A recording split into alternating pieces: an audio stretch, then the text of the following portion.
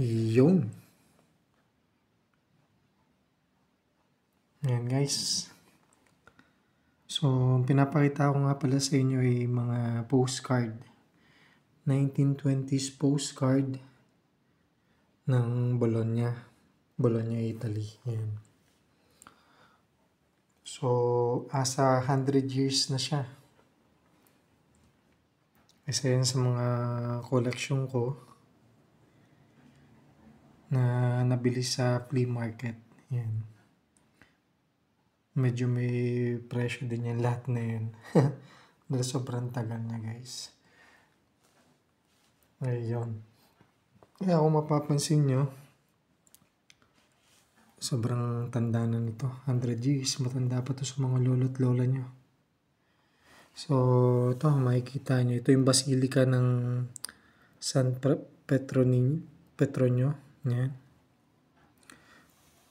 Tapos ito naman yung yan yung Nettuno. Bale yung tinidor niya, yan yung logo ng Maserati guys. Yan.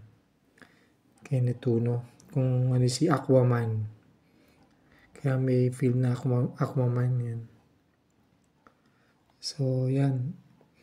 Another knowledge yun na naman. Yan yung dagdag kaalaman na yun. Kita nyo yung tinidor. Yun yung tinidor guys. Yun. Si Aquaman. Bale dyan kinuha yung logo ng Maserati. Yung sports car na Maserati. Ayan. Tapos ito yung piazza nila. Tapos ito sa side nito Domo. Yung simbahan ng Bologna. Tapos ito yung tower. Yung malaking tower sa Bologna. Dalawa yan. Parang yung isa nakaslant. Ito yan. Yung Torre Asinelli. Yan.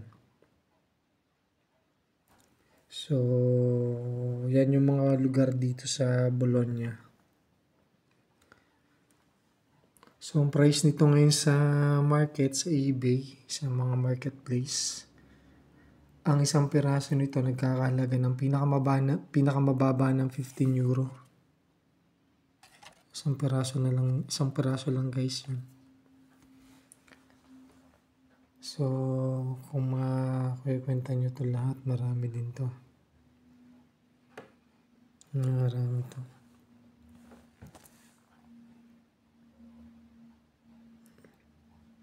Yan yung Nettuno.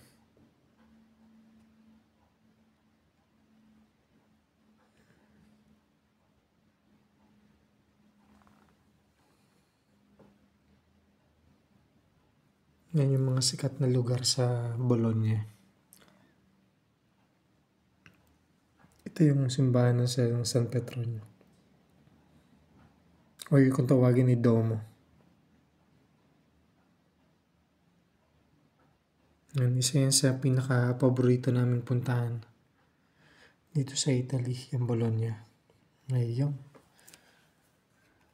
So, yun guys. Pinakita ko lang sa inyo ang ating napakatandang postcard. Yan. Kita nyo naman. Walang sulat-sulat.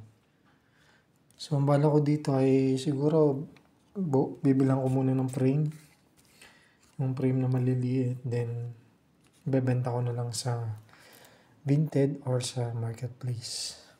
Ngayon. Sige guys, va bene.